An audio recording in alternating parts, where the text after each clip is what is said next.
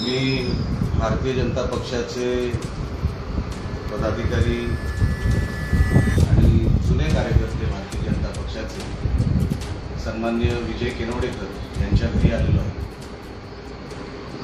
आम्हाला असं माहीत पडलं की या घरामध्ये काल सन्माननीय रवींद्र चव्हाण साहेब आले होते आणि मी जो सातत्याने सांगतोय की ते आल्यानंतर काय काय होतं तर त्याचं उदाहरण तुम्हाला मी आता देणार आहे.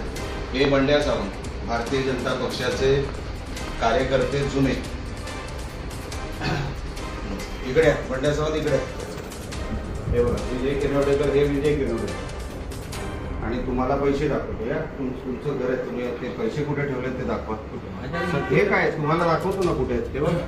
इकडे इकडे हे बघा इकडे हे पैसे इकडे इकडे शूटिंग इकडे घ्या. हे पैसे हे आत्ता शिडीने 5-10 मिनिटापूर्वी इकडे आलेले आहेत आणि हे आमचं घर.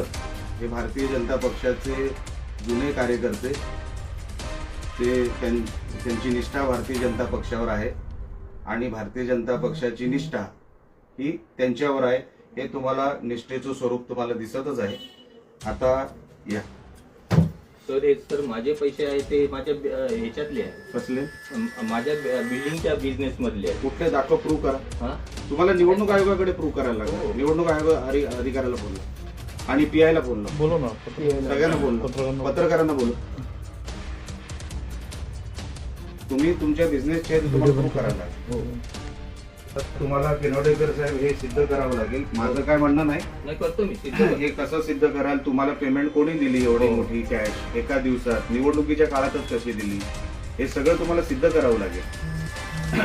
लक्षात घ्या, तुम्ही याच्यात भरडले गेलात कारण का नको त्या विषयामध्ये तुम्ही पडलात. हे अशा निवडणुका तुम्हाला काढायच्या आहेत तर मग कठीण आहे.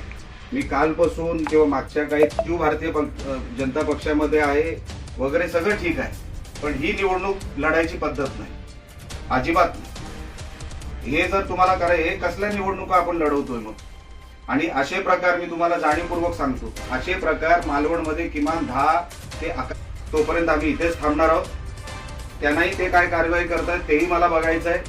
हे बघितल्यानंतर आम्ही पुढचं पाऊल काय उचलणार आहोत हे आम्ही इकडे अधिकारी आणि पत्रकार आल्यानंतर आम्ही त्यांच्या समोर हा सगळा विषय ठेवणार आहोत. जे होईल ते आता पत्रकारांसमोर होईल आणि अधिकारी